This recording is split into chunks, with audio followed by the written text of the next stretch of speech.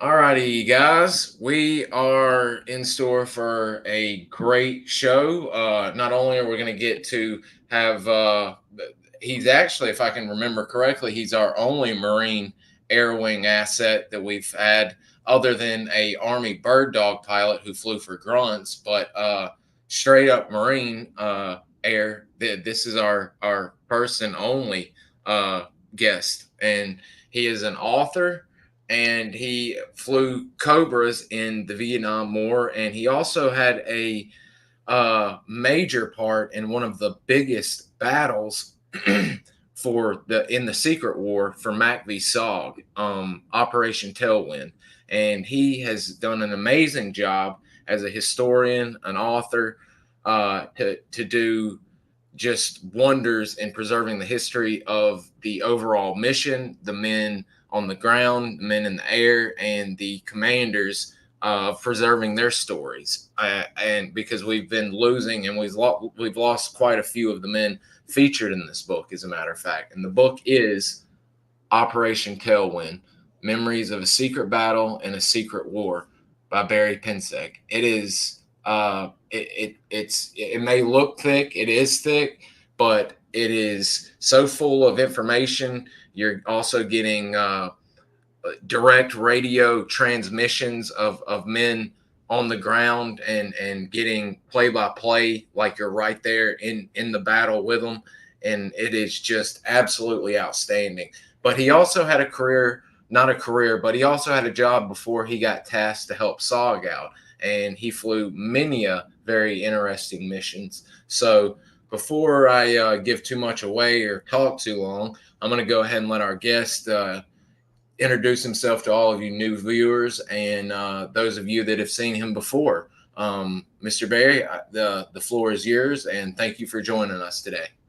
Okay, thank you, Bud. Appreciate it. Glad to be here. As Bud said, I'm Barry Pencek, and I was a Marine Cobra driver during the war in Vietnam.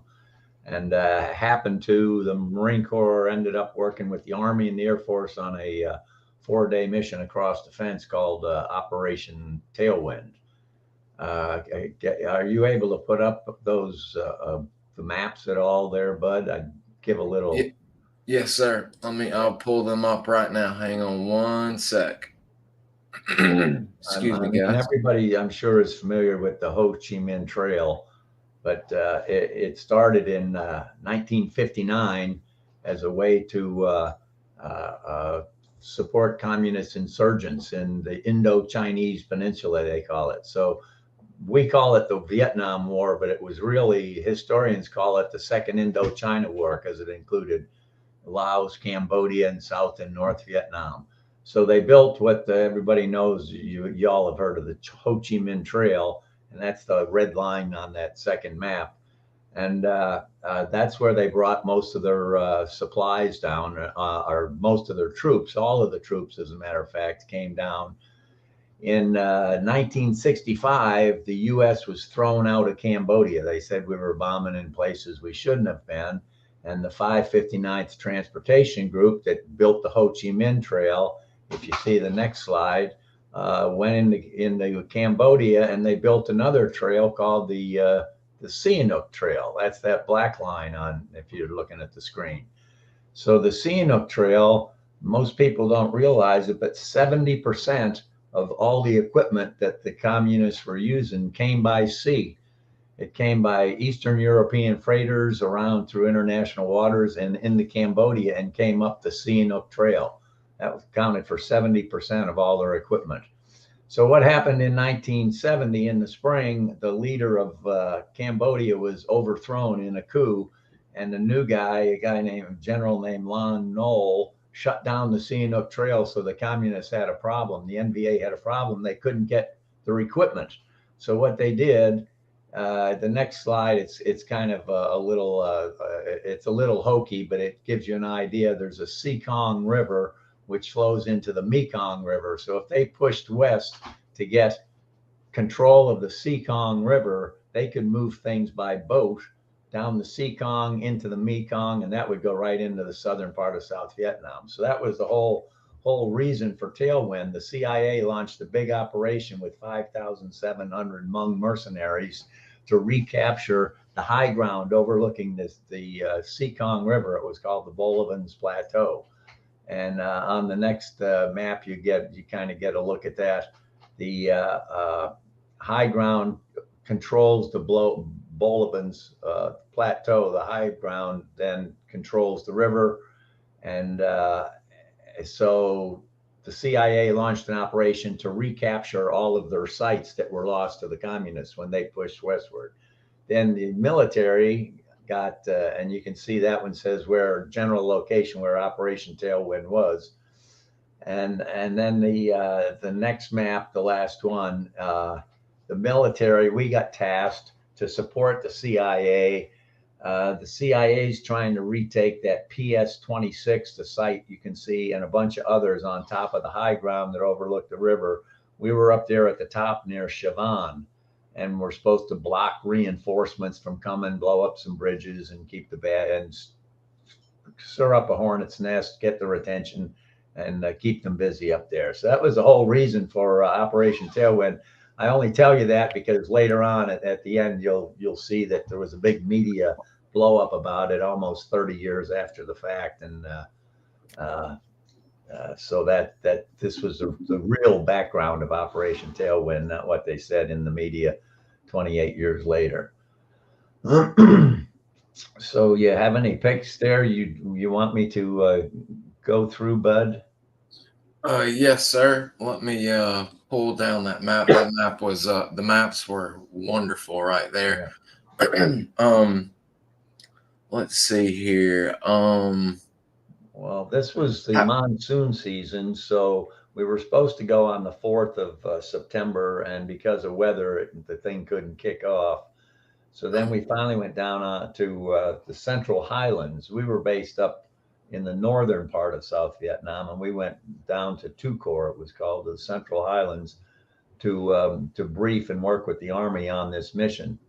We briefed on the 7th, and I think Bud's got a photo of Kontum when we arrived at Kontum and some of the aircraft that I do. And I was gonna say for two parts, since I believe this is a briefing photo because we are sticking with Tailwind at the moment. Yeah, all those pictures of the airplanes coming in were all well, yeah, there's the briefing itself.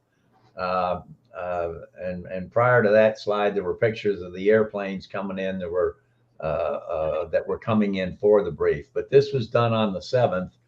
And then the next day, we loaded up the troops, and the plan was to fly out to the north about 40 clicks to a place called Dak To. And there we'd wait for the forward air controller, call sign Covey, for Covey to say that he could get in, the weather was okay, and that we'd be able to make it in. So when we got to, we had the brief, we loaded up, and we went to Dak To, and we were sitting there. I think Bud's got a picture of it, just everybody along the runway, all the aircraft along the runway at Dak To, and we kind of overstayed our welcome. We were there for probably 5 or 6 hours waiting for the weather to break because of monsoon season, and we came under a mortar attack. And on the mortar attack, everybody ran for cover, and I was on top of a bunker with another guy. Now there's just before the mortar attack, that's what it looked like, and you can see over on the right the 6 CH-53s. Then the Marine Cobras are the ones whose nose are pointing to the left, and you can see two Army Cobras, their noses are pointing to the right. So we're on this bunker, and another guy and I, a guy named Pat Owen, all of a sudden mortars start going off, and I grab my camera and I start shooting a bunch of pictures. Well, a couple of weeks later, I got my slide developed. Turns out I took all these great pictures of the back side of the slide of the lens cover. So I decided there I wouldn't give up start a career as a military photographer, combat photographer. But anyhow, that Army Cobra that you can see in that picture got hit. We went down and got inside the bunker underneath, and I took a picture of the Cobra right after it got hit. I think it's that next slide, Bud, that you have there. Sir, I've got, gosh, so many Tailwind photos here. Well, it's the picture from the cover of the book, and I had that slide for more than 50 years, and maybe every 10 years, if some guys came by, I'd break out my slides and we'd look at it, and never noticed until I started writing this book and started going to some Army squadron Facebook pages and websites and stuff. And I got a call from a guy, and he said, I'm in your picture of the burning Cobra. And there's one of the destroyed ones. It's this picture right here. I don't know if you can see it, but there's a guy standing or running along the fence right there. And all these 50 years, probably half a dozen times, I looked at them with other people. We never noticed this guy running along the fence. And he called me up. His name was Pete Gotch, and he said, I'm in your photo. And I never noticed it until he called. And that's why I have it as have the cover photo for the book. But anyhow, he was about to get in his helicopter, and I have the story in the book. He was about to get in his helicopter. He said to his co-pilot, let's go. And the co-pilot thought he meant let's go to the bunker, and he meant let's go to the aircraft. So fortunately, his co-pilot went to the bunker, and Pete was all alone, and he's trying to unstrap the rotor blade and get in, and the mortar started hitting, and he just got out in time. If they had been in the aircraft, they probably would have both been killed. But anyhow, that called it a day for the 7th. There's another slide if Bud gets to them of it's the ones I emailed you, Bud. There were 10 of them in a row. Anyhow, we called it a day. We had one of our Cobras was damaged too. We called it a day. And then the weather wasn't very good. So on the 11th, we finally got word that the weather was okay. We briefed again, loaded up all the troops, and went into Laos. This was deeper into Laos than SOG had ever been before. They had been restricted to 20 within 20 kilometers of the border. And this was much deeper than that. They got permission from the White House to go deeper into the country of Laos. So anyhow, we inserted the troops. The Pathfinders went in ahead of us. They said everything's quiet. First 53, the zone was only big enough for one CH-53 at a time. We went in, and the first 53, everything erupted, and tracers everywhere, and they got shot up pretty bad. And then we had to bring in 3 more birds, one at a time. And it was a real shootout. We got our radios shot out and our instruments shot out, and but nobody was killed, so that was good. And Captain Gene McCarley was leading the mission. He decided he'd play a game of cat and mouse, and they hadn't gone rather than occupy a position, he was making them find them and chase them and stuff like that. So they went about 500 yards, and they came upon a big bunker complex.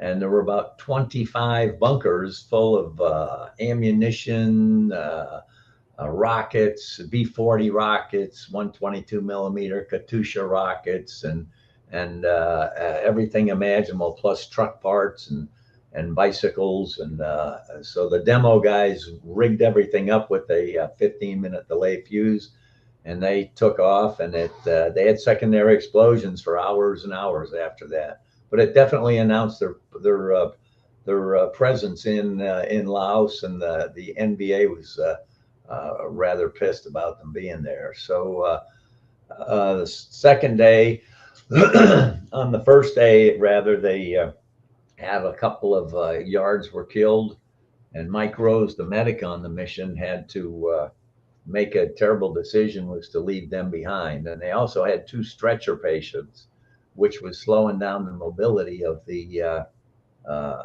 hatchet force. So on the 12th, the Army tried to get in there to medevac out those 2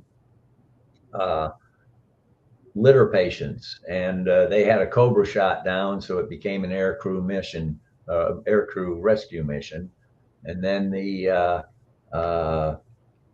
next day, the 13th, we went in to try to do a medevac and resupply, and we got a CH-53 in there.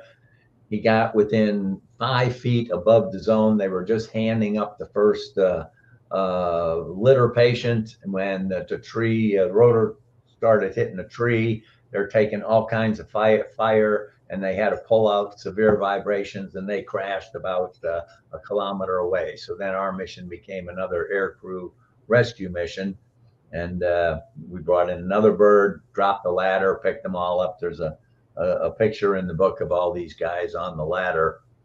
And that was the 13th. And then by now we kept having truckloads and truckloads of NVA coming down the highway, and towing 37 millimeter anti-aircraft guns. So it by the 14th, the 4th day, the hatchet force was pretty much surrounded. And we got in there. Fortunately, the weather broke and we were able to get fast movers in there. We had to drop some tear gas, and we put them in with 4 birds, and thought we'd use 4 birds to pull them out. Well, the first bird came in, and a guy named Bernie Bright, Sergeant Bernie Bright, pulled out an orange panel from his rucksack, held it up so the bird could come in on him. And the bird landed. Bernie dropped to a knee, turned around, dropped to a knee, started shooting at the enemy.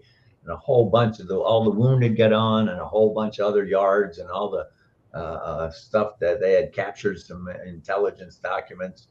And then the second bird came in. Bernie turns around, holds his panel, get more people on. The perimeter is collapsing. NVA's getting closer, and they come in and get shot up some, but they made it out. The third bird comes in, and Bernie holds up his panel thinking there's going to be one more, and he sees Gene McCarley and Mike Rose, the medic, and everybody else running for the bird, and he figures out this is the last one out because so many people got on that we fit them all in 3 birds. So he went running, and he was the last one on board, and just as he stepped on the ramp, he and Gene McCarley turned around, and there were 4 NVA in the elephant grass, just stepped out, and they fortunately killed them, because Gene used to say years later, he said, I just don't know why they didn't throw a grenade in there. But while they're in the zone, that third aircraft, while they're in the zone, one of their engines was shot out. So now they took off ever so slowly out of the LZ on one engine, and a guy named Don Persky was flying it. So he gets to about a couple thousand feet above the terrain, and they were wearing gas masks, and his crew chief takes off his gas mask, pulls out a cigarette, and goes to light up a cigarette, and everybody starts yelling at him and pointing to the ceiling, and there's all this fuel raining down, so don't light a match. And then the next thing you know, before he could even figure out where all the leaks were, the second engine quit. So they ended up going over a little ridge line, but they had to lose some of their turns to go over the ridge line, some of the rotor RPM, and they went down into a deep canyon next to a stream or a river, small river.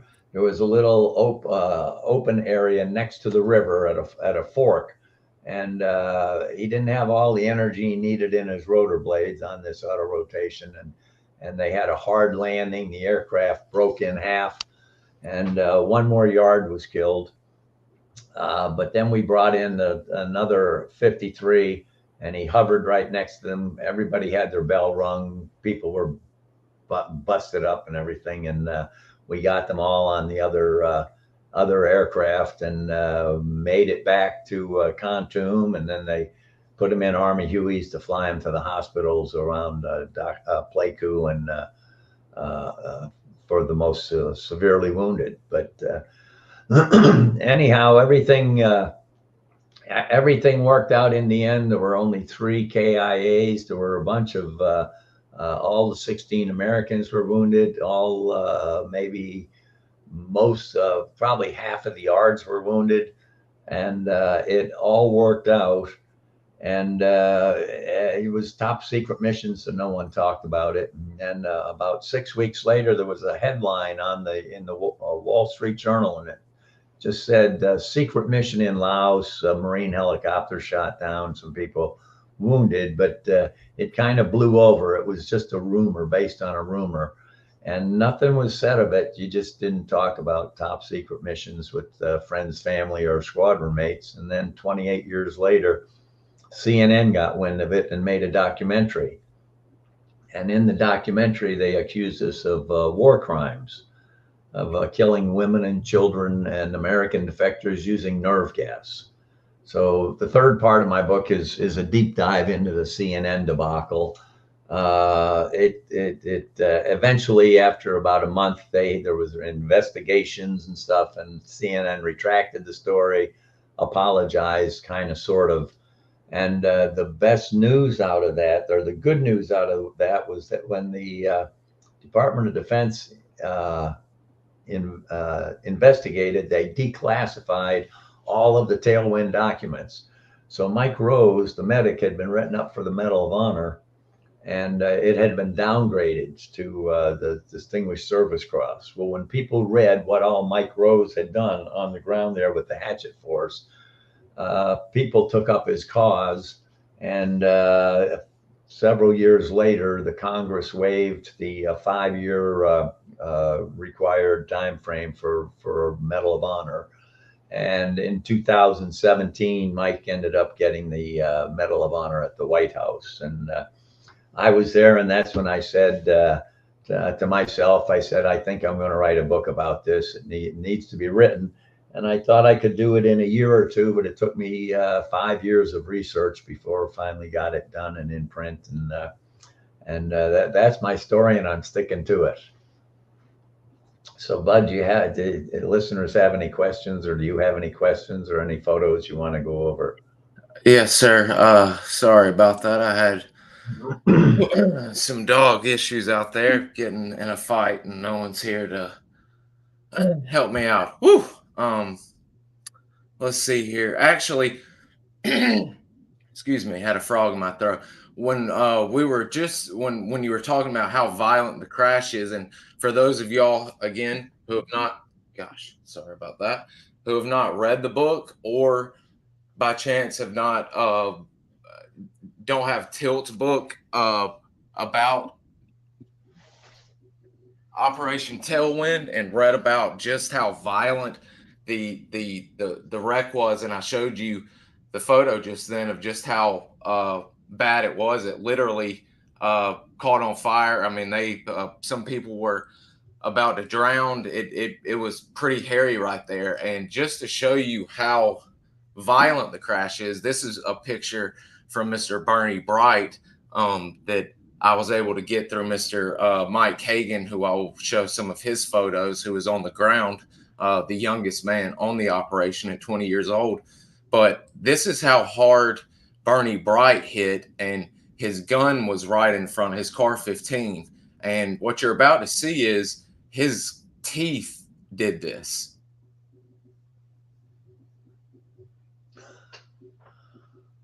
Knocked it. He knocked one. It didn't completely knock it out, but he bit through the plastic. As you see, blood. One of them was really messed up, and the other front tooth was kind of dangling. It's a wonder he didn't break his jaw ramming it in with such force. And then Mike Rose, if I'm not mistaken, Mr. Mike Rose, I believe he may have broke his back on that one, or it may have been the next one. But I know he.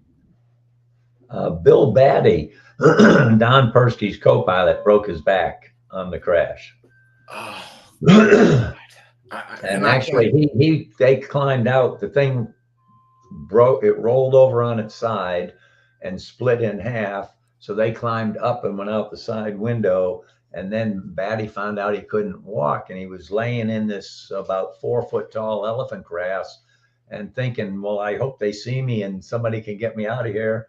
And he said a yard came by who looked like he was 12 years old, and without missing a beat, just reached down and picked him up and took him to the other helicopter. And he said he looked like a little kid, but he just grabbed him and carried him to the other helicopter. Holy cow! I mean that, and I'm gonna pull up because here's some footage of the bin tram they found, and then there was a great picture of one of the yards that I wanted to show of the guys loading up. But there was one also part, since we're going to finish up talking about Tailwind and maybe get some questions, but also did Mr. Mike Rose ended up earning the Distinguished Service Cross, and did you go into his updated award and the ceremony? You did. Excellent. Okay. Yeah. I had a photo of that I was going to show, and I was ever so just honored. Mr. Barry sent me a challenge coin honoring Mr. Mike and the men of Tailwind, and thank goodness Mr. Trump went back that far, because the Vietnam vets up until recently, when he was in office, hadn't been getting much upgrades. It's been GWAT and some Desert Storm stuff and some Somalia veterans and stuff like that, which are well deserved. But I believe there's many more Vietnam veterans, as we saw with Mr. Paris Davis, well deserving of their upgrades. So I was glad to see that, especially in my time frame after learning about Mr. Mike and you guys. That was awesome to see Mr. Trump do that. President Trump, I should say. Let's see here, guys. Did you have any questions about Tailwind that y'all wanted to? I'll bring up some photos. If not, we'll hit some more at the end. But we're gonna let Mr. Barry cover some of his. Let me see real quick. I think we might can spark. Okay, just to kind of maybe get some time going here. So we can get some questions if they do want to talk. Could you speak a little bit about what you were flying in support of Tailwind? What bird you were in? What were y'all outfitted with? I.e., ammo. What were you going with? Well, the Cobra of those days was the AH-1G. It had a chin turret with one side was a minigun, 6-barreled minigun, 7.62 millimeter ammunition, could shoot 4,000 rounds a minute. The other side was a 40 millimeter grenade launcher that would shoot 400 rounds a minute. Then you had 4 wing stations for rocket pods, and we would generally carry high explosive and some Willie Pete's, white phosphorus, for marking targets or creating a smoke screen or something like that. For Tailwind, we had the larger high explosive ones. We just call them 17 pounders. They had a 17-pound warhead, which was kind of like a 105 millimeter round. But Marine Corps always had Cobras escort or transport helicopters. So when all the Air Force helicopters, big ones, the Jolly Greens, were all busy putting in the CIA force. So that's how the Marine Corps got tasked to go down and support the Army on this cross-border op down in 2 Corps. I've definitely got a question, considering we're still on Tailwind and it's such a historic incident. What was that day like with not only that first initial scrape that was going on? Was it hectic keeping in contact not only with the covey and the ground guys when y'all are coming in? Because I can only imagine y'all are coming in awful close. keeping the horde off of them.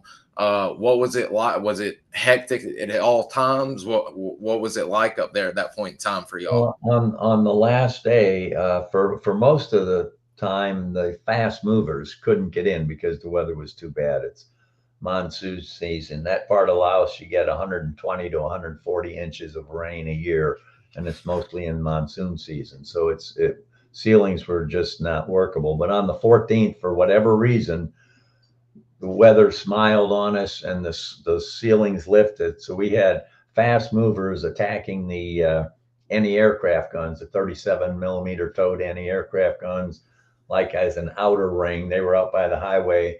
Then we were in close right around the helicopters, picking up the hatchet force. And then in the middle would be where the A1s were attacking. I mean, they came in first and made some runs, and two of them, and dropped the tear gas. And then the other A1s were coming in, and they were kind of between the fast movers that were farther out and us that were right over the troops. So it was busy, and there were two Cubby aircraft just to handle the fast movers. They were stacked up all the way to heaven.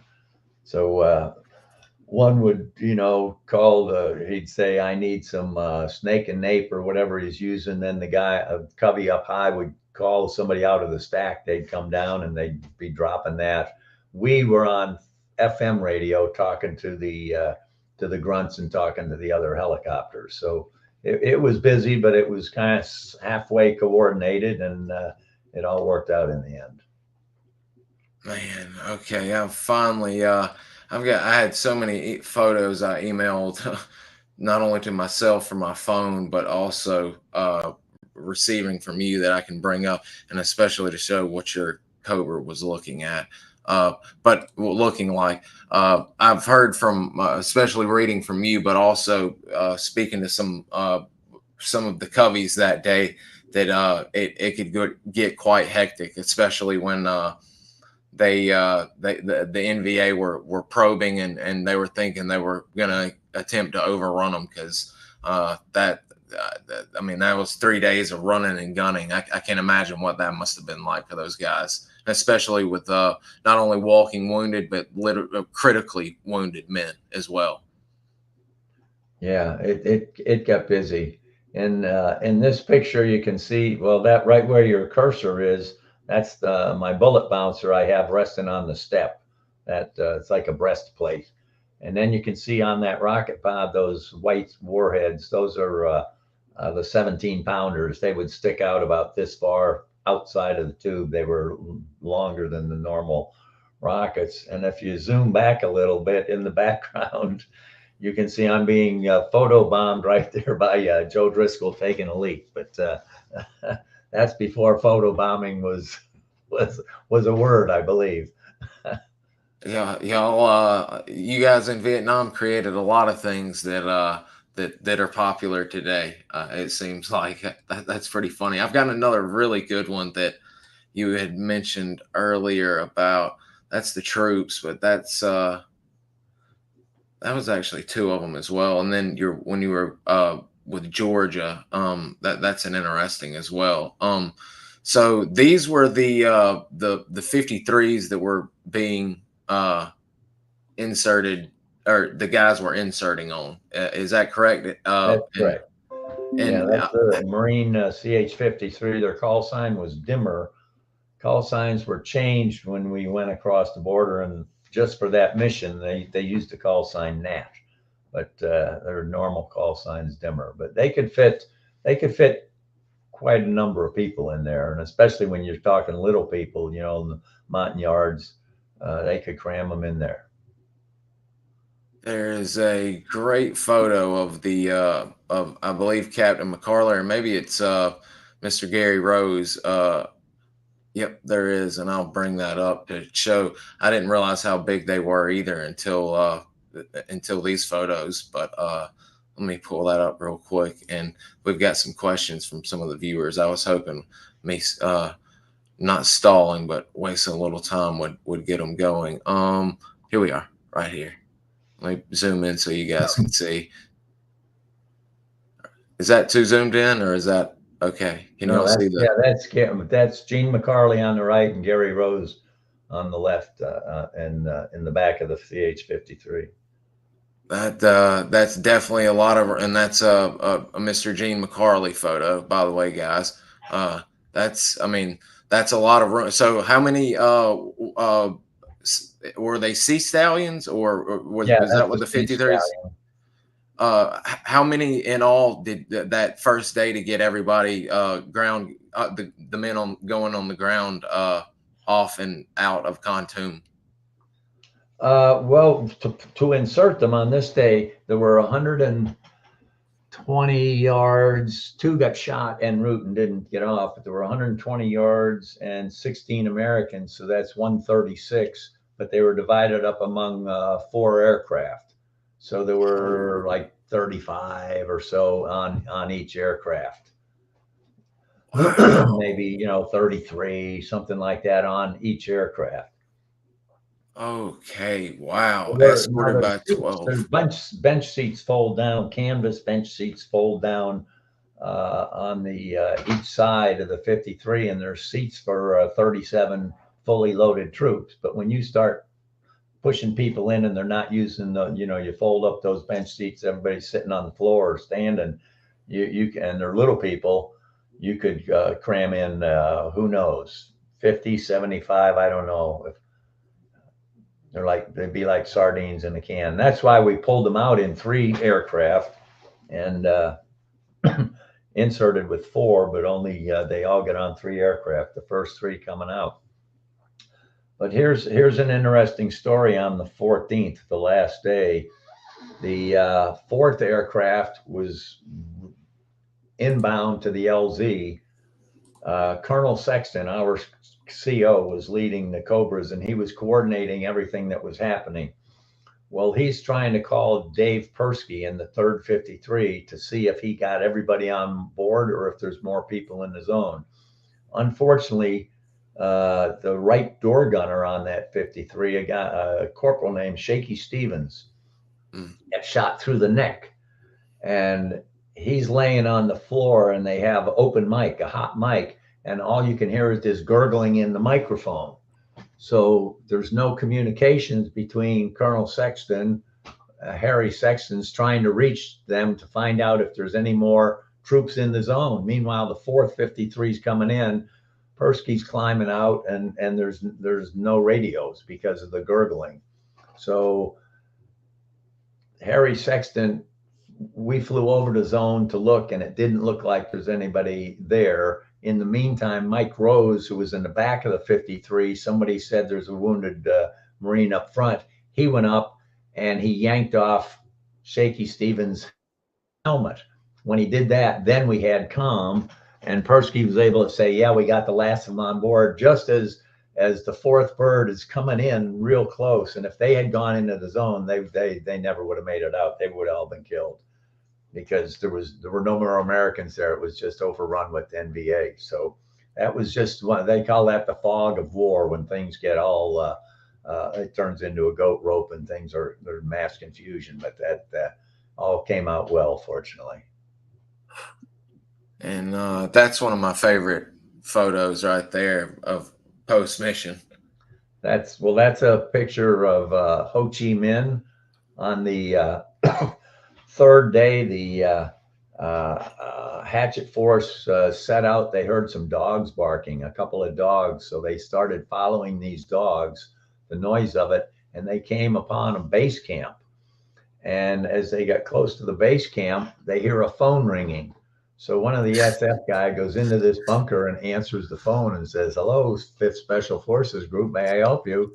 And unfortunately, no, they hung up on the other end. But there was this picture on the wall, and that was Shearer, I believe, who took the picture, grabbed it, and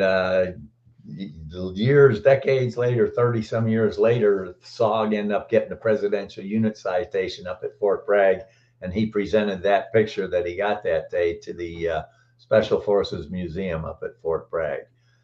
Also in that bunker is where they found lockers loaded of intelligence data.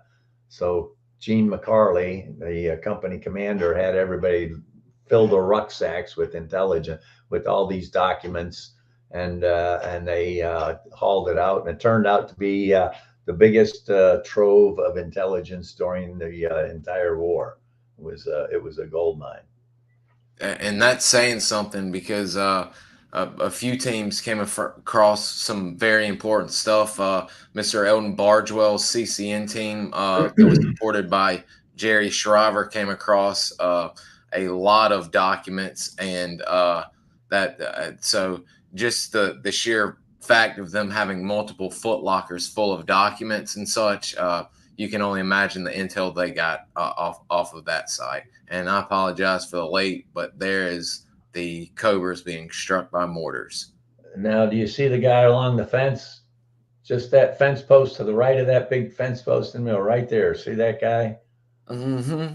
Yeah, all those years, I never never noticed them. Wow, that's such a great shot to capture it in that moment as well. Did you say Mr. Joe, or did who captured that? I took that. You took that. Okay, Yeah, wow. there was like a slit in the bunker between the sandbags. That's why the bottom part of the slide is kind of it's just black down there. I mean, who could have thought? There you have the perfect book cover photo right there that you took back Yeah, then. who knew? But that's Pete Gotch was his name, running along the fence, and that was his Cobra that had been blown up.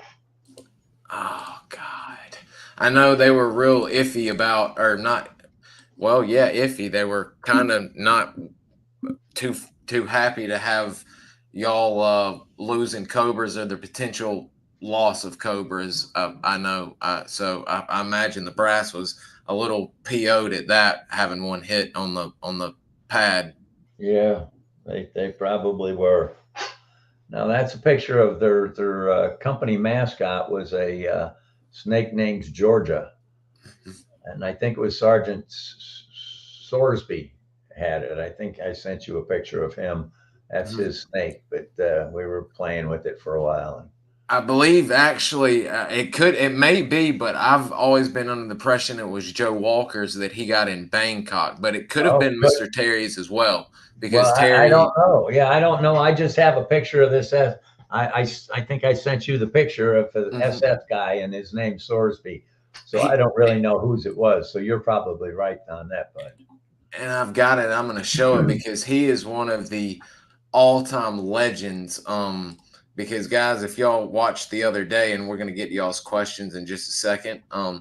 I showed a photo because he was so famous of a scrounger that he got for base defense. He ended up getting a minigun on the back of a 3/4 ton, and it is an absolutely amazing photo. So if it's either his or Joe Walker's, without a doubt, and you can tell they took care of Georgia. She is nice, healthy, and plump. Yeah, I love that.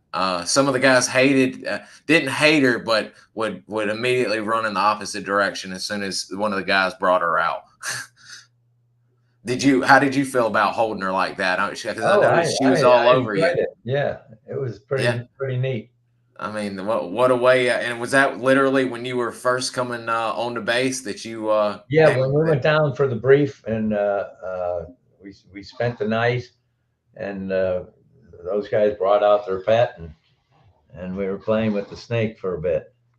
That is wonderful. And is that Mr. Joe? Dock Toe, that's Joe Driscoll. When we first landed at Dock Toe, their hospitality was nice. They put out a sign, and it said, "Welcome to the U.S. Marines." The one cardboard sign says, and the other says, "Welcome to the Dock Toe Officers Club."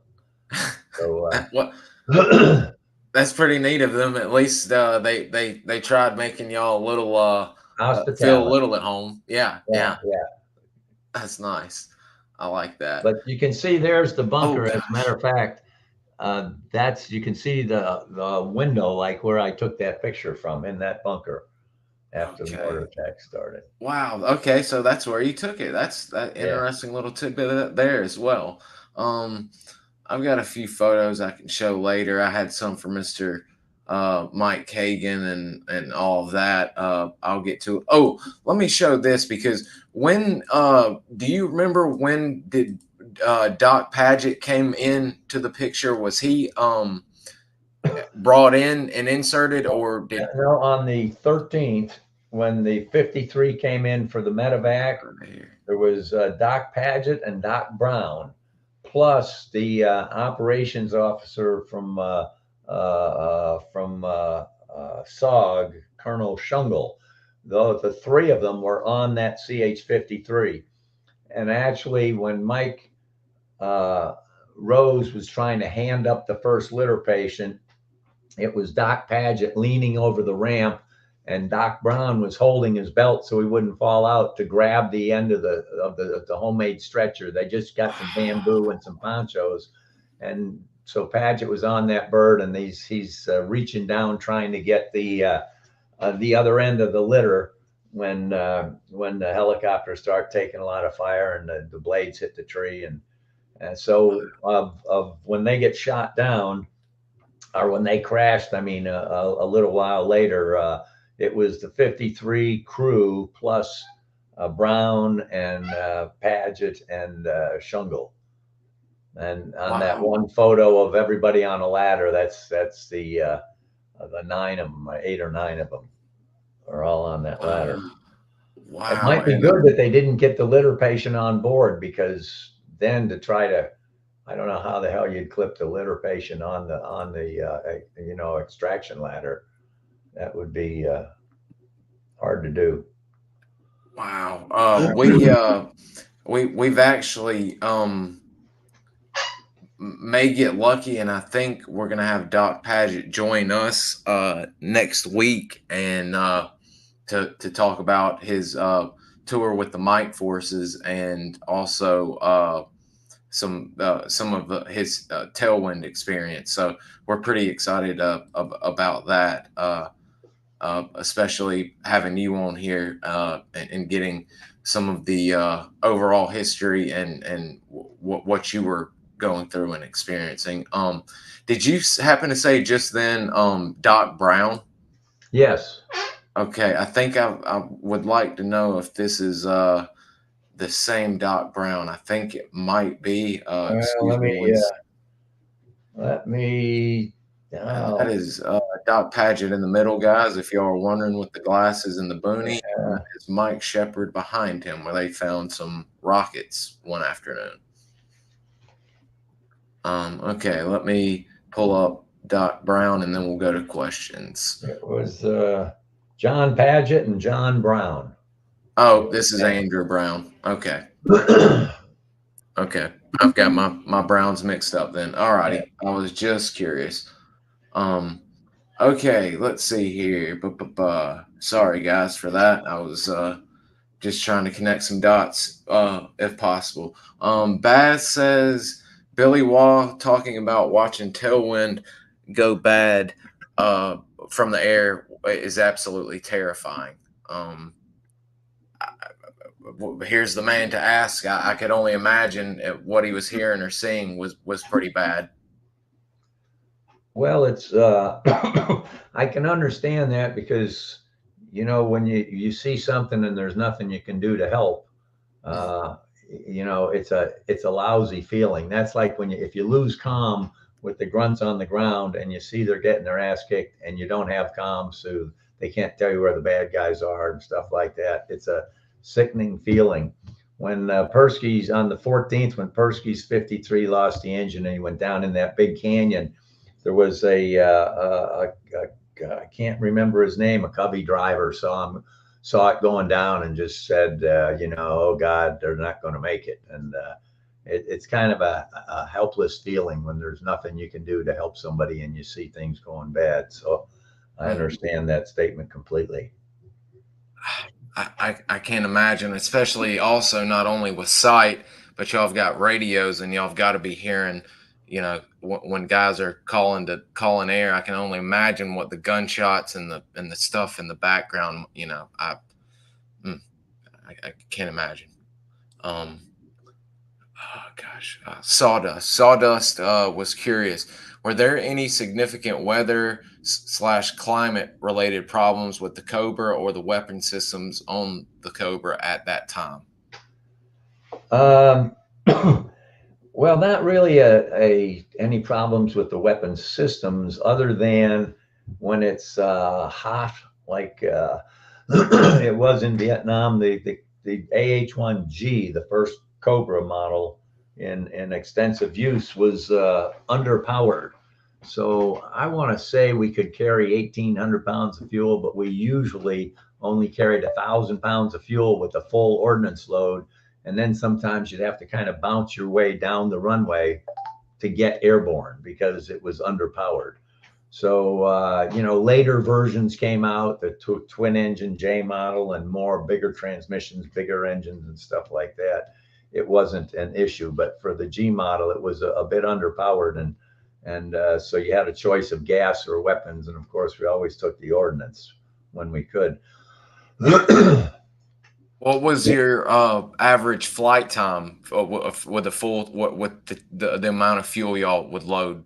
Boy, that is an excellent question. I would say we'd go maybe 2.5 hours, and then we'd have to refuel.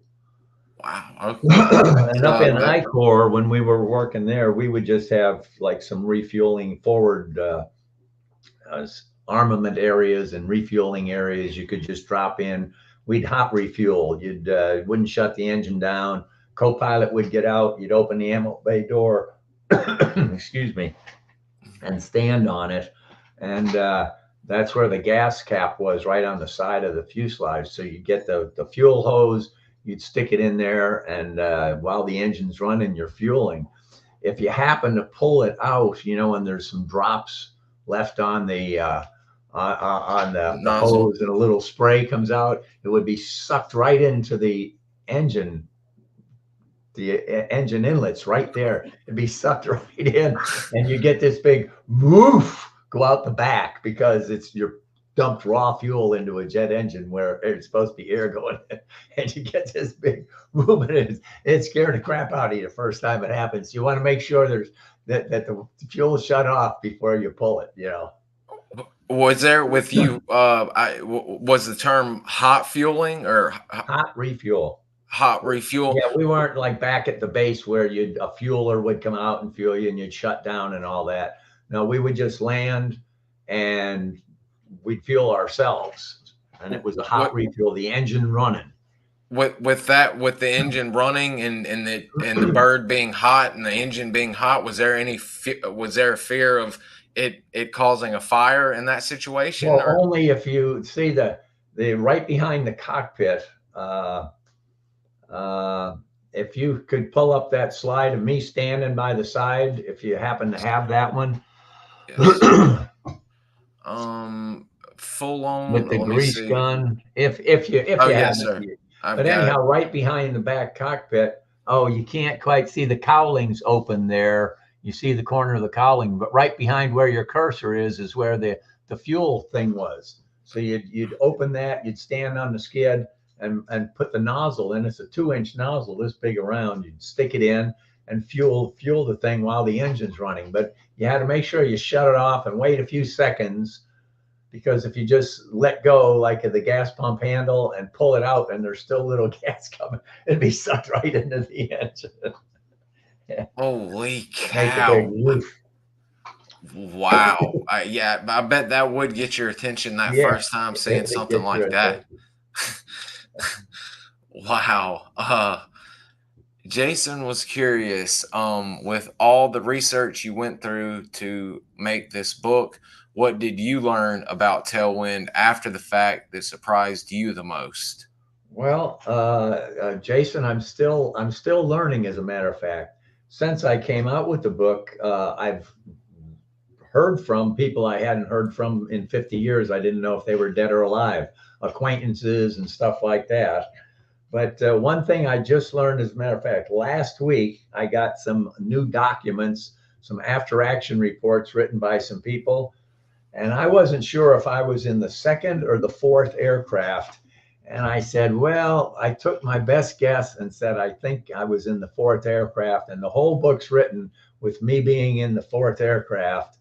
And turns out last week I got an after action report and I was actually in the second aircraft. So had I gotten that research a little sooner, I would have, I would have written it differently, but I'm not going to go back and rewrite that. So I was on Colonel Sexton's wing, and instead of on Sid Baker's wing. But the research was, mostly from tapes that Jim Moriarty provided me. He was creating he's a former, was a Marine gunner in Vietnam, but then became an attorney and was involved in the lawsuits and was putting together a documentary.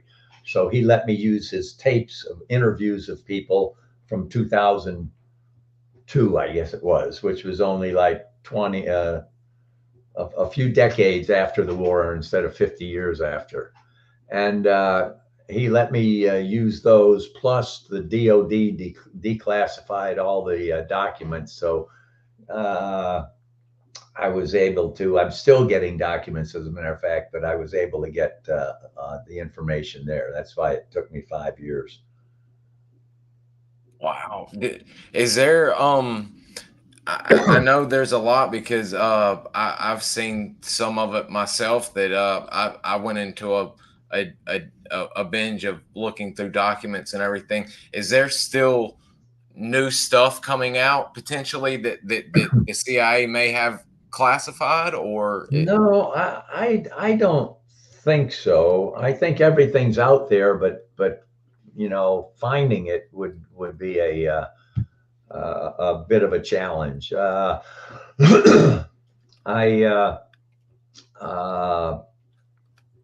I sent out freedom of information requests to like the FBI, because a guy on the mission named Van Buskirk later on was on the CNN thing, and he had a criminal record and stuff. I was trying to find out information there, and I and I sent them to like the CIA and Defense Intelligence and a whole bunch of organizations.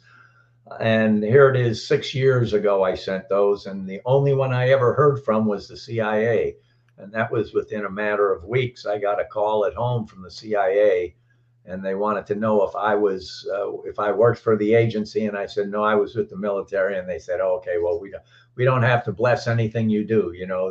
They had no jurisdiction. But I was trying to get in touch with her historian, a guy named Thomas Hearn, who's written bunches of things on the CIA history of the war in Laos.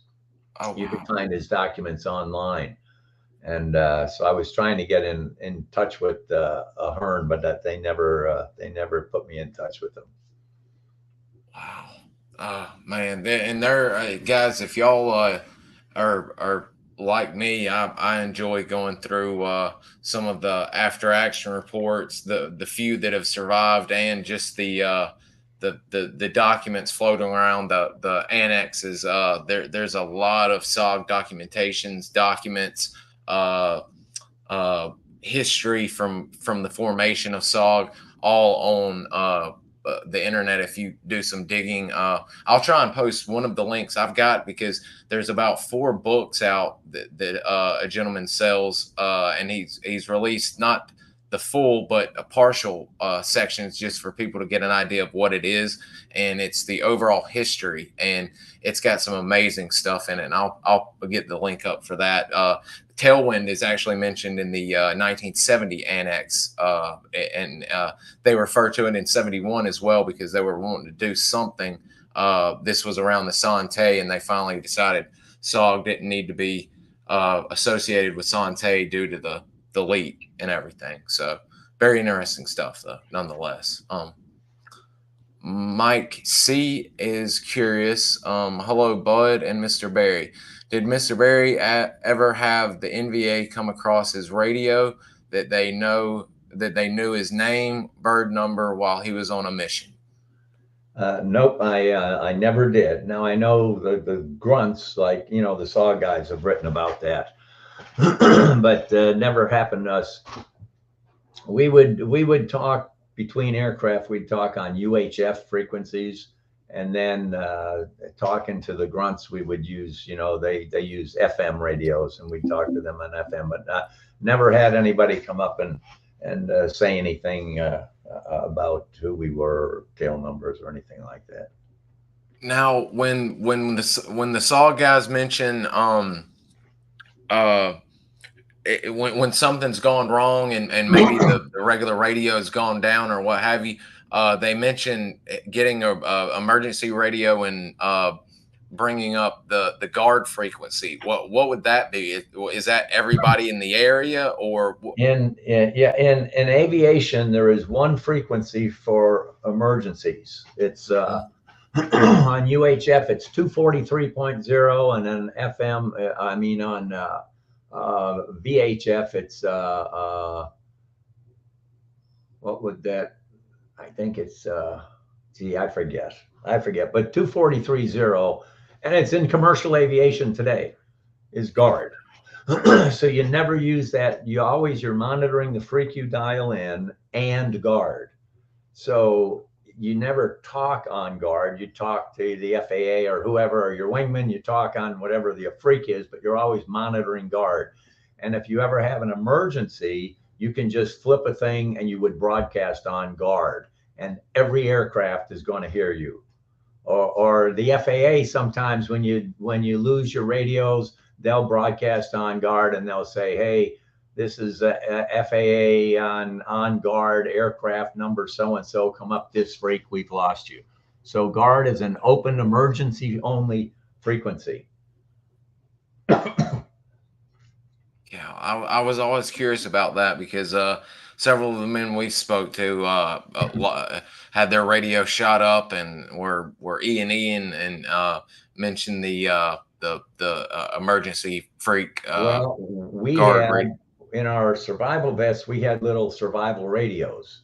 They were about maybe that wide and maybe 3 by 5 inches and an inch thick. And it was on, I think it was just on guard. And if you broadcast on that, it's on guard. So any aircraft in the area would hear you. Oddly enough, I just to show you how technology has changed. Now you plug in headsets and things like that to radios. Well, there was a little speaker about this big around. Let me see, I guess I moved my hand like that. About an inch in diameter, a little speaker, and you'd hold this radio up to your ear and you have a place to talk and you could hear. Well, if the bad guys were around, you didn't want them to hear the radio. So I just found this in the attic the other day. This is what we had. This is how high tech it was. It wasn't where you'd plug it in like a jack. You'd take this little thing and you'd put this this elastic band around the radio, and you put this ear cup over the microphone, over the speaker, and then you had this tube, and this is on the end of the tube to stick in your ear. Oh, so you could hear the radio without the bad guys hearing. But I mean, it's a hollow rubber tube is all it is. Then you put this with an elastic here, you put that over the speaker on your survival radio. They're doing the early earbuds. Y'all are ahead of the curve again. But it's not a wire; it's a tube with the sound going through a tube. Thank you for having that out today. That is so cool. I've never seen anything like that before. That is very neat. Wow. Jason. Yes, we actually did get Mr. Terry Sorsby's son in touch with the some of the men who served with him. He sadly didn't get to know his father before he passed away, and that was another great part of running this channel. The family members that come across that they didn't know what their family members did. So, Angelo has another question about of them if you know who to pass it to. Oh, I believe we've the last time you were on, I think we may have I think that's when he first saw it, and along with the minigun photo, and I think we've shared that with him, and he has that now. I think he was talking about getting it blown up and printed and Yeah. to Well, hang in good. his office. I'll Yeah. let him know that you took that Sure. and Yeah. just Yeah. the prominence of it and all of Yeah. that. I don't think we explained what was going on other than he Sure. was with Georgia. So that's great. I need to let him know about that. Um, Angelo F was curious about the Cobra. He's seen a lot of gun cam footage from WW2 planes. Did the Cobras have gun cams on them? No, we did not. Now, a lot of guys would try to take home movies and or put tape recorders in and try to record things, but there was no gun camera on the helicopter. Okay, I was kind of curious about that too. If because I have seen some of the home footage of guys that would carry a Super 8 or what have you up in the Yeah. cockpit, and it's still pretty good footage considering the time frame. Very very cool to see that. Um, let's see, we've hit some good. Oh, here comes some more. Um,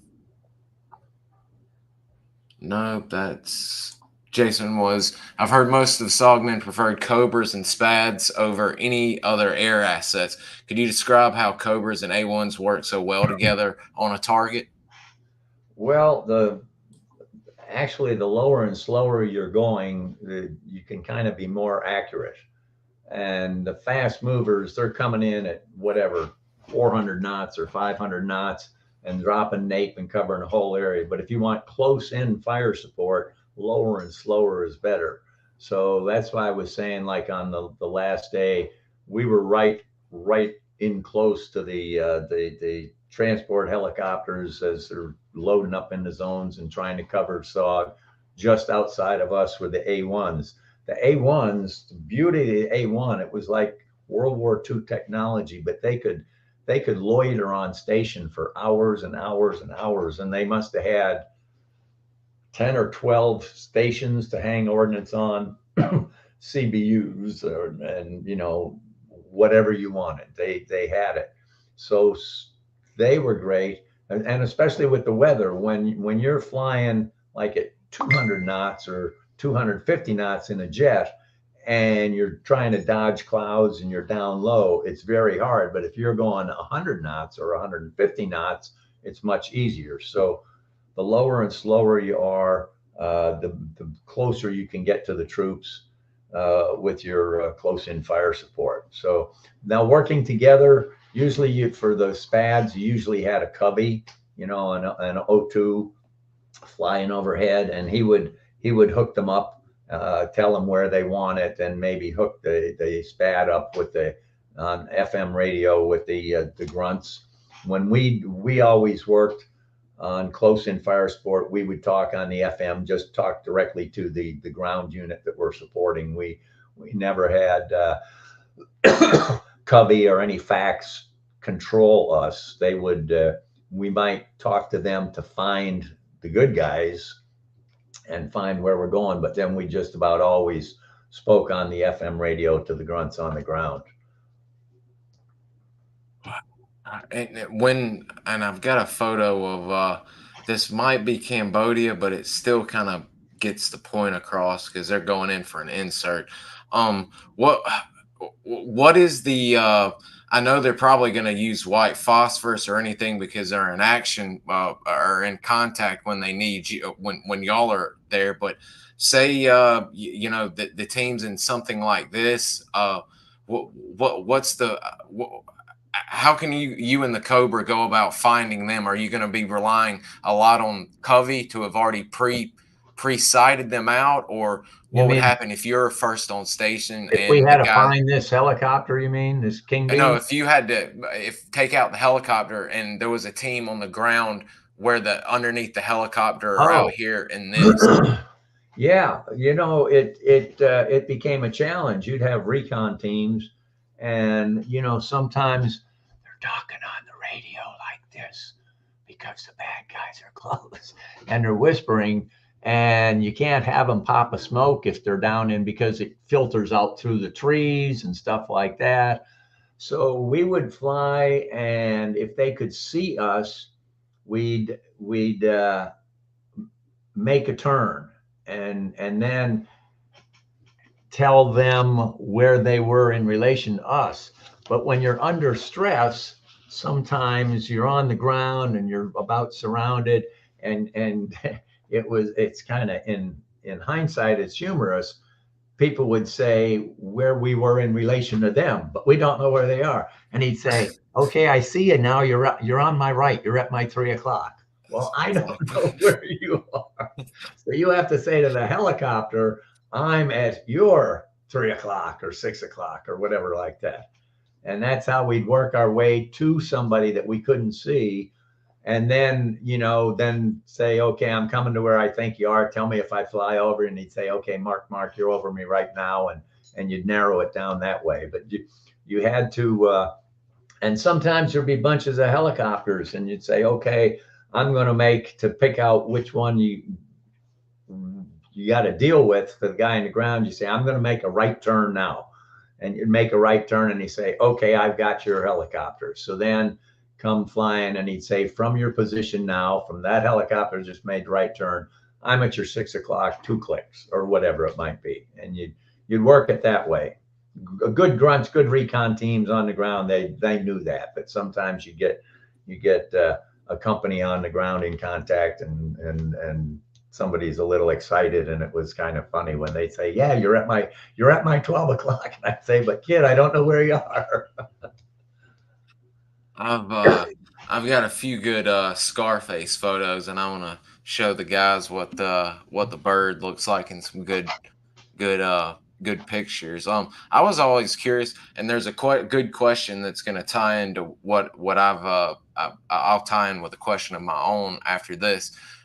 Nose art. I noticed some guys had some very interesting nose art, like the old WW2, uh, uh, Yeah, old spads, and they'd have the right. teeth and all of that. Did y'all have rules and regulations on what you could do on your birds, or I don't think there were rules and regulations, as long as it wasn't, obscene. But mm, this was supposed to be the hood of a cobra. You can see where the thing bends out. It's supposed to be like the flared head of the snake, the cobra. And some of our birds were painted with that, but not all of them. I think most of them had it. Yeah, you can see that. There's yellow and black, and it's supposed to look like the. I wish you could see one with the other side, the right side of the helicopter instead of the left side. Yeah, now is that your that's cannon and the minigun? 40 millimeter, that one, and then that one over there is the minigun, Oh, good Lord, have and mercy. that's a 19 shot pod, and on outboard station a 7 shot pod. So 9 on each side and 7 on each No, side. 19 on the big one. 19 Oh, rock. 19 on each side with 19 on that, 19 on that pod, and 7 on the one next to it. So we used to do a good. 7 shot pod of Willie Pete, and then a 19 shot pod of HE. Holy cow. No wonder the teams loved when y'all would get on station. Good Lord, have mercy. That would look like an earlier photo in y'all's mascot. Yeah, I don't know who beats me. This is off the Scarface history site, and I'm Yeah, sorry I I don't have don't I don't remember that dog, or the who full had the history dog. on there.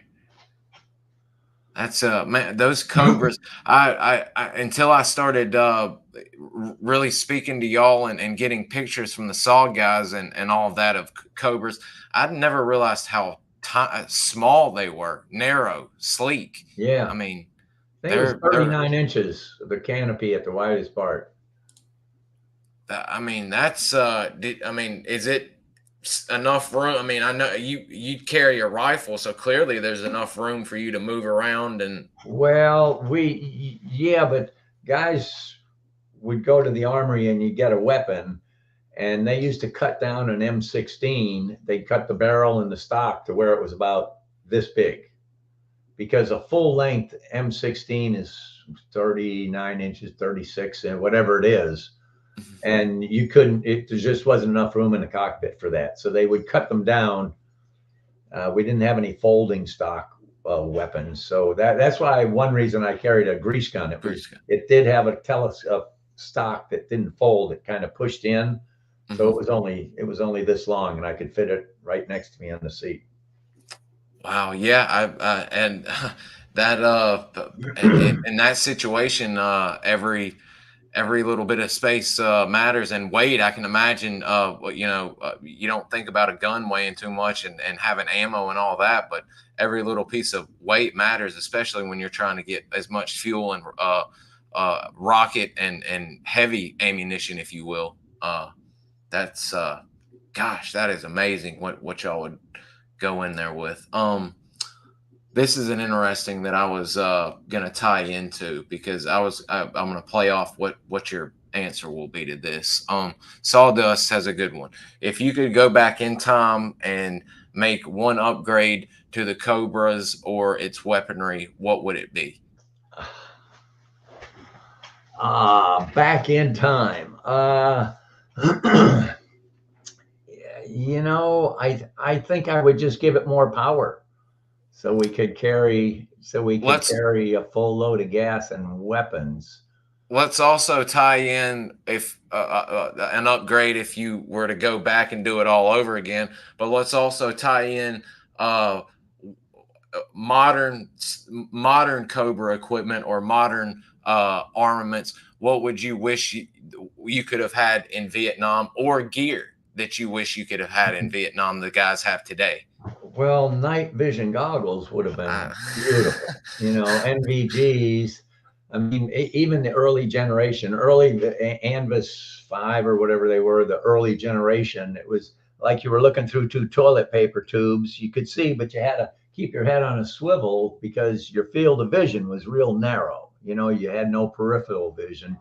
And but we didn't have any night vision goggles at the time. Some of the CH-53s came out with a system called FLIR, forward-looking infrared, and they would fly along with infrared and looking for people, like a group of people in a circle around a campfire, or a warm dying embers of a campfire or something like that. And then we'd fly with them. And I mean, this shows you how old the technology was. And they'd say, okay, then they'd turn on a spotlight to shine it on the people. And we'd be set up right next to them, ready to fire. And he said, okay, I see somebody. Okay, we're going to light them up now. And they turn on the light, and then we'd shoot. I mean, that was elementary, real rudimentary. We had no night vision goggles. So we didn't basically fly at night except for emergency medevacs. And you always went for an emergency medevac. But the biggest thing was you had to have a flare ship, C-130 Air Force flare ships. They throw these parachute flares out the back. They're about this long, this big around, burned, I want to say, 2 million candle power. And it took, I think it was 210 seconds of burning time. So they'd throw it out and then throw another one. And as they came down, got closer to the ground, the shadows would everything would lengthen. But if one didn't light or one burned out, it just got blacker than a well digger's ass in the blink of an eye, So one guy'd be on the gauges, the other guy's looking to see what's going on, and you do it under flare light for an emergency extract, which during monsoon season got exciting. I can only imagine. Gosh. So Sawdust, his father flew Hueys in Desert Storm, and he said he had night vision, but it was still dark when they lit all the oil wells on fire.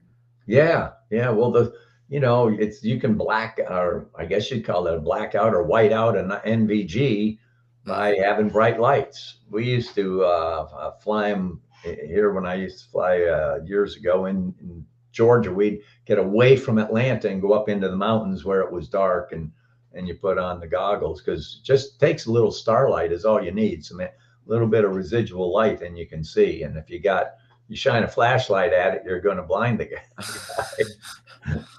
Man, I can only imagine y'all having night vision back in the day. I mean, y'all would have been hell on wheels even more so than y'all were.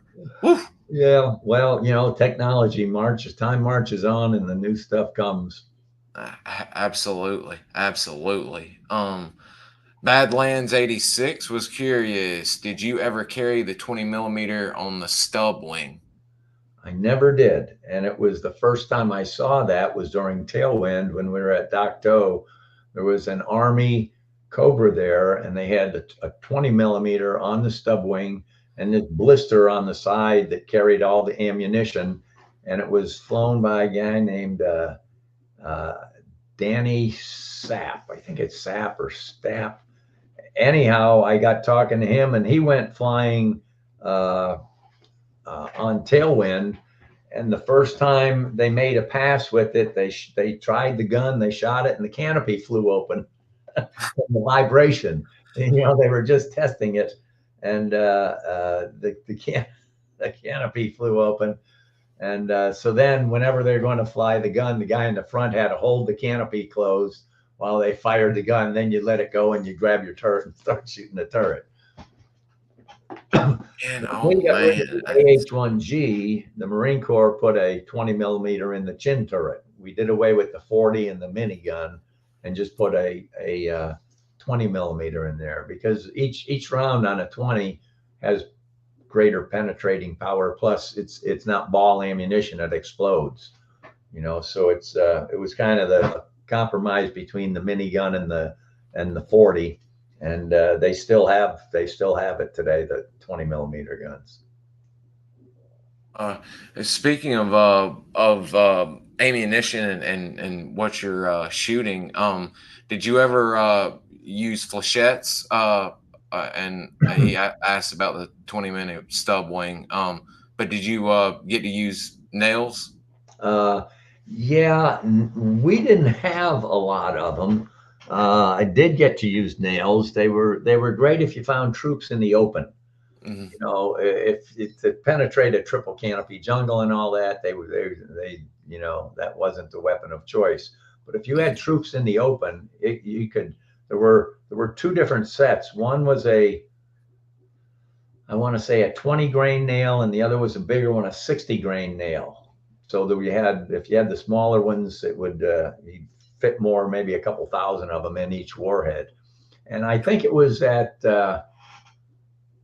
rocket motor burnout. Might be like 1.6 seconds rocket motor burnout, and then the warhead would explode, open up, and all of these nails would come flying through there. They're like little darts, had fins on the back.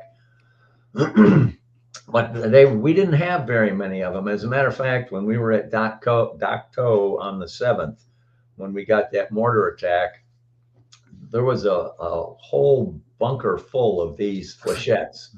And we were borrowing some from the Army. And when I was on the roof of the bunker getting some rays, taking those pictures, and then with the lens cover on, three of our guys were loading cases of flechettes onto a CH-53 on the runway.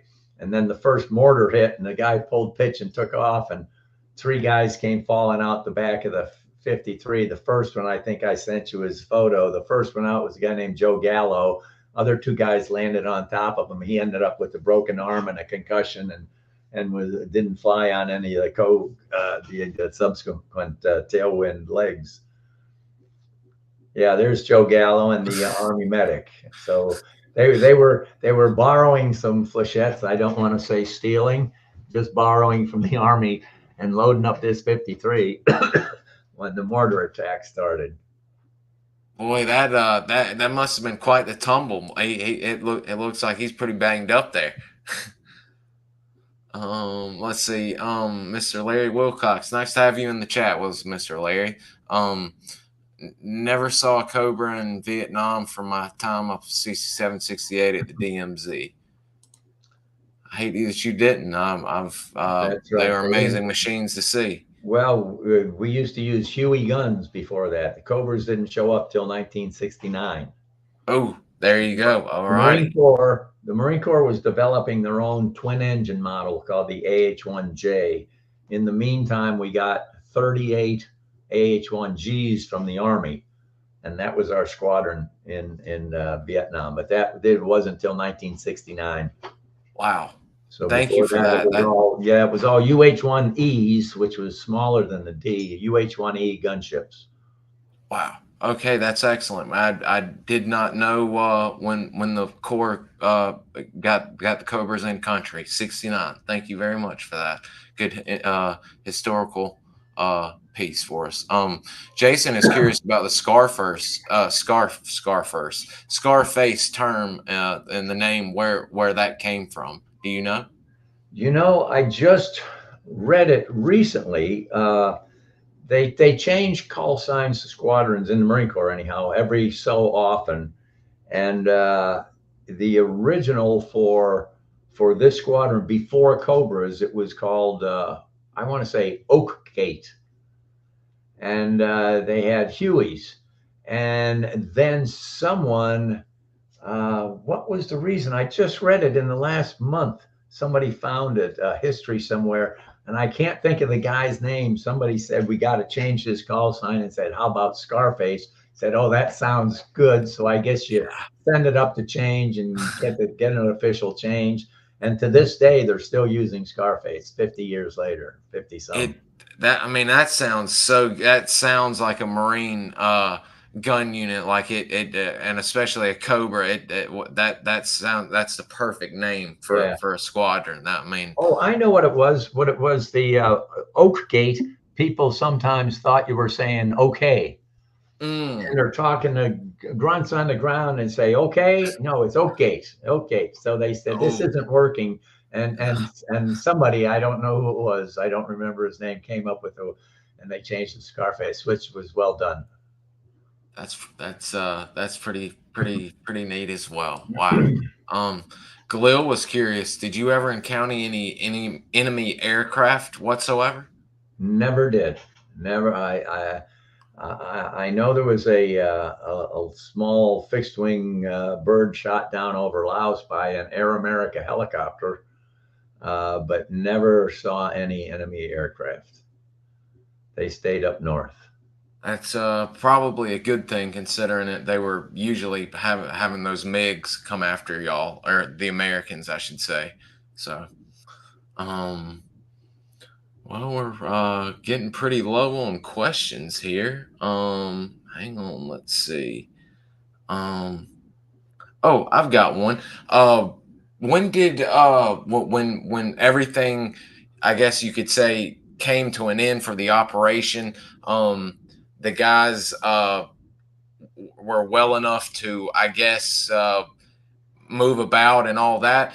Did y'all do a celebration for everyone, for those involved? What went on directly after the Yeah, operation? a couple weeks later, we got a classified message said to come back down to Two Corps for a debrief.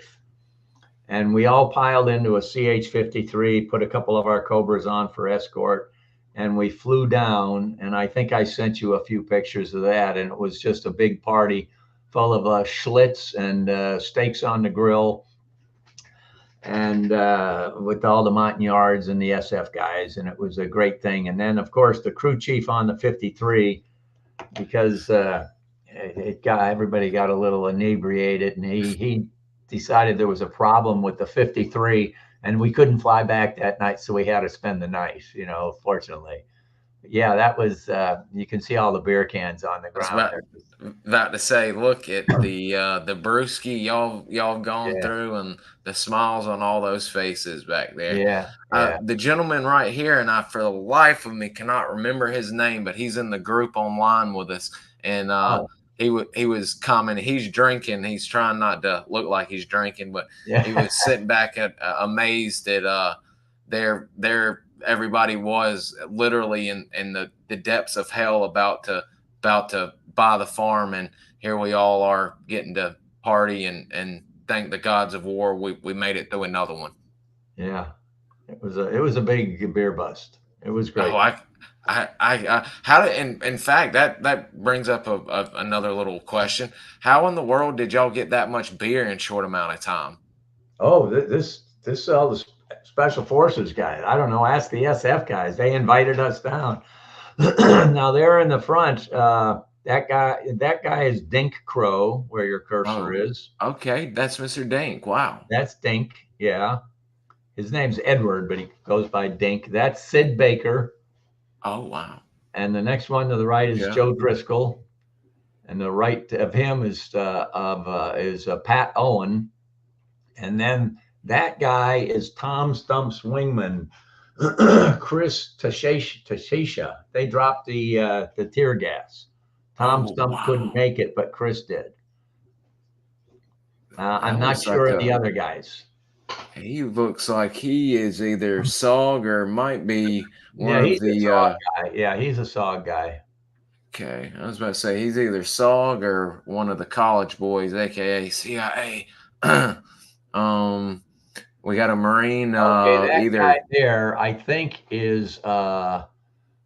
that's Lieutenant Colonel Lacey was his name, and Lacey, and he had just taken over command of the CH-53 squadron on the 10th.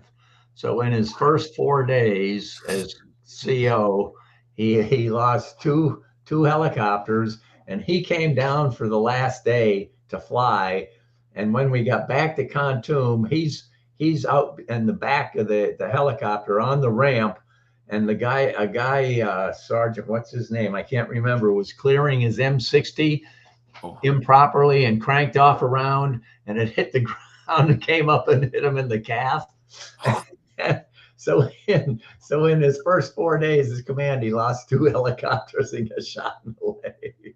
what a way to come into Yeah, command! My goodness. welcome. I And don't know who those other guys are. I swear I'm gonna have to take a close in shot of this. That looks like his Mr. Earl Metcalf, Mike Force, and Could be. medic, and that kind of looks like Mr. Skinny Mr. Gary Stuckey. I'll have to take two pictures of that and see. Might be. And those look like more pilots, maybe right here Yeah, with the that's an hat. Army pilot up there with the caps on. Those rounded caps, Okay. those are Army. That guy and the other one are And that's Army. a salty sergeant Yeah. E7 right there. I can't place who that might be, but that's a wonderful photo. And is this at Khartoum, the Yeah, that's CCC at the beer base? bust. That's at the beer bust. Okay, wow, man, oh man, what a time, and especially what y'all have just gone through. Holy moly! Um, let's see. Thanks for answering questions. Oh, somebody just now ordered the book. Oh, well, thank you very much. Matter of Um, fact, I'll point something out. It changed on the book.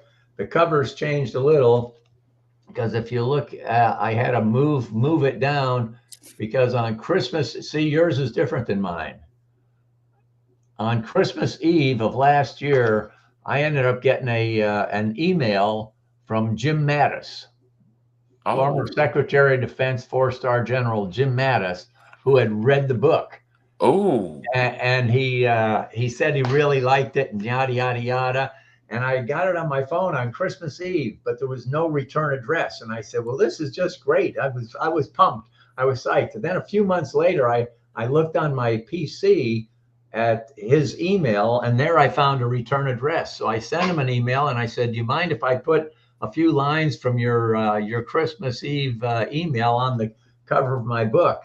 And he said, "Yeah." He said, "Go ahead if you feel free to do it if you want." So I got permission, and then inside, the first of the first page inside the praise for Operation Tailwind, I added his email in there. So it's different from the copy you had, which is one of the earlier ones. wow, that is outstanding, and what a man to be reading your book. Yeah, yeah. That's a heck of a purchase. Someone purchased on the book to read. That's amazing. Mad Dog Mattis himself. Mad Dog Um, Mattis. Yeah, yeah. I was tickled um, pink.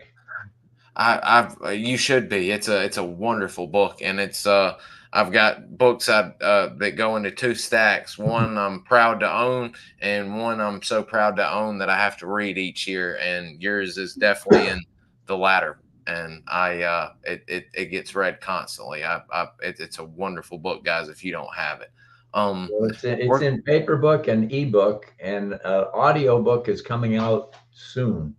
I'm in the wonderful. midst of listening to it for the third time. I could make two sets of changes, corrections, mispronounce somebody's name or something.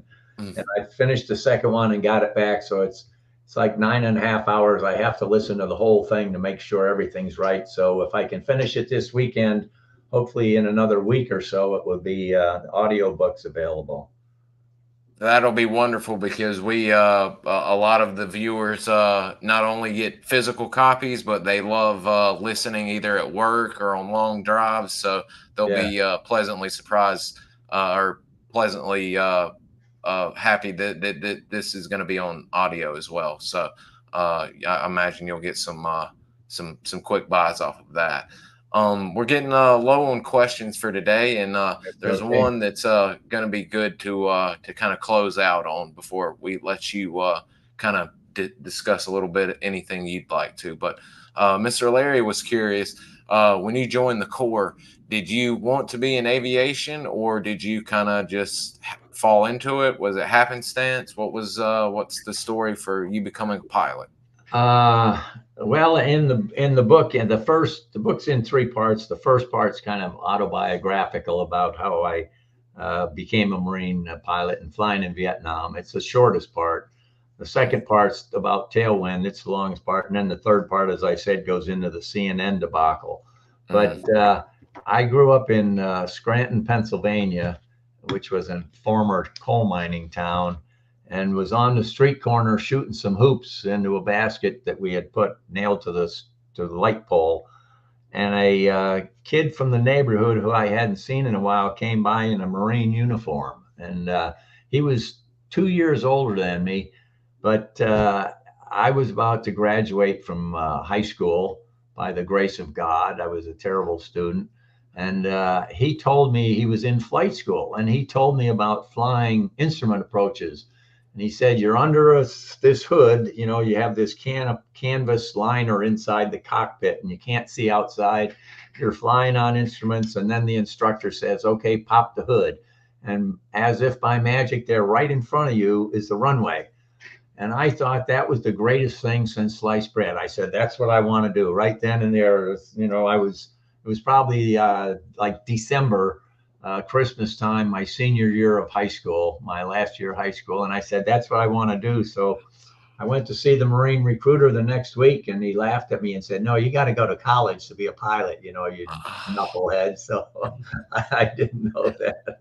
But that's when I never even considered it. I'm ADD. You can't think past Friday night. Had no idea what I was going to do in life or anything like that. And Vietnam wasn't a. This is Christmas of 1963, so it wasn't a big news yet. There's just a little bit about it in the press, but it wasn't a big major war yet. We didn't hardly have anybody over there. But that's how I heard about marine aviation, was from this kid in the neighborhood who, because of the book, I hadn't heard from him. I thought he had died, lived in California and died. And turns out about 8 or 9 months ago, someone read the book and saw his name in it and contacted him, someone he knew. And then he ends up emailing me through my website, and we hooked up together and got a bunch of 4 or 5 people from the old neighborhood who, when we were all kids together, all together online, swapping stories of like, what'd you do for the last 50 years with your life, things like that. And we caught up. And he was living in Oklahoma. And then about 3 months ago, I got a call from his wife that he had died. But he was really happy that he hooked up, after nearly 60 years, hooked up with people from back in the old neighborhood. It was a great story. That is that, I'm glad y'all got to hook up like that, but before he ended up passing away, because sadly we're losing so many of you amazing men, Yeah, and we're getting old. it's I hate it, and especially here recently, like Mr. Mike Hagan. Yeah. I hate we lost him. I wanted to get him on here, and that was such a shock getting to know him, and that was my first person I was close with in the community that's passed away, and it's quite sad losing you guys. So we're so glad that you have written a book not only covering your career, but also straightening out the ill-conceived notions, the flat-out lies that CNN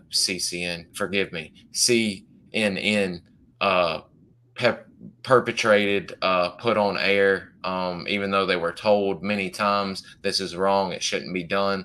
Your book goes through a lot of great research, detail, and blood, sweat, and tears to clear y'all's name, because you're involved in this operation, and especially the men on the ground who were besmirched and smeared as war criminals, quite frankly. So I want to thank you for that. And is there anything before we close out today that you'd like to share with us, or cover? No, well, other than as you said, we're all getting old, and we're starting to, you're in the fourth quarter of life, and you don't know how much time's left on the clock. So as we're dying off, just like to thank people like you who are keeping history alive. Nothing lasts forever unless you write it down, and you're part of the group keeping this history alive, which I think is important. I like to thank you for it, bud. I greatly appreciate that. Anytime I get a thank you from a veteran, that means more than anything else in the world. And that's the whole reason I do this, is to preserve y'all's legacy for when y'all are gone, that God forbid 20, 30 years from now, we go through some kind of garbage we're going through now, to where they want to tear down Vietnam War hero statues, and we'll be here to make sure that doesn't happen, and y'all's legacy does not get besmirched. So I want to thank you for spending time with us today and sharing, and again, writing such a wonderful book. And hopefully in the new year, after we get some stuff going on, maybe we can have you back on to come visit with us again. Yeah. Okay. That'd be great. Thank you very much. Appreciate it, bud. Good night, Excellent. everyone. You have a good day. Bye.